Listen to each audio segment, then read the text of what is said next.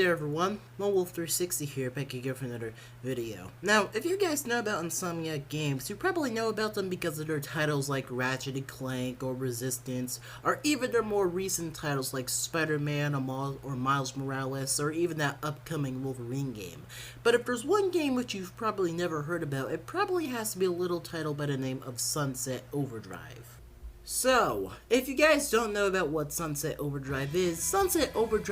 open world, third-person shooter that focuses on movement, having wacky weapons, and also taking on large hordes of enemies with said wacky weapons. Now, despite this game's critical success to where there was a large following around it, there were a bunch of video essays made around it, and there was even hopes for a sequel to eventually come out with a bunch of fan requests and everything, Sunset Overdrive never really took off to where there was rather a sequel or even a spiritual successor. So for many years there was never really a game that scratched that itch of what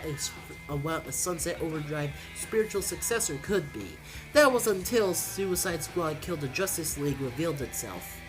So, I know, it's a big stretch to be comparing a superhero game to a movement shooter, but at the same time there are a couple of key comparisons which I just want to make and point out, starting off with the movement. So, when it comes to Sunset Overdrive's movement, it's pretty clear that you could say that it's based around things like parkour and some cartoon-like physics, like bouncing off of cars and bouncing off of balloons and whatnot, and also having the ability to grind on rails, while meanwhile in a game like Suicide Squad, you have a nice sense of variety when it comes to all the movement options, like a jetpack, increased jumps, speedy abilities, or even a grapple hook, which is nice to see. But now let's move on to the combat.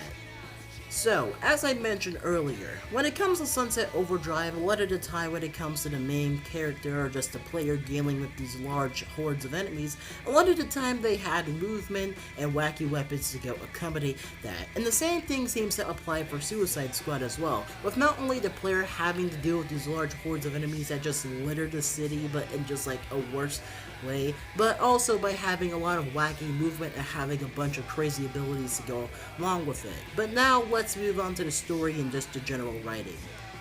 Now, I can't really say much about the story because it's kind of vague outside of the fact that most of the superheroes in this world have just become evil and now we have to go fight them. But I do have to say, from the small little tidbits that we were able to see, similar to Sunset Overdrive, the story doesn't really seem to take itself all that seriously, and in a good way so far, not in an annoying way towards like, oh look at us, we're in a video game. So overall, I'm kind of interested to see about how Suicide Squad Killed the Justice League turns out, not only because it's gonna be a pretty interesting game gameplay wise, but if we're gonna be comparing it to other games like Gotham Knights, to where I'm not trying to, jump on a bandwagon here, but just from like an observation, from just seeing the fact that a game like Gotham Knights has just been getting hated left and right, rather if it's from its initial reveal trailer, the current gameplay trailer which is out now, or even the freaking horrible CW show, man. That game just seems to not catch a break. But I hope you guys enjoyed the video. That's all I really have to say. Enjoy the outro, and I hope to see you guys in another commentary video coming soon. Later, folks.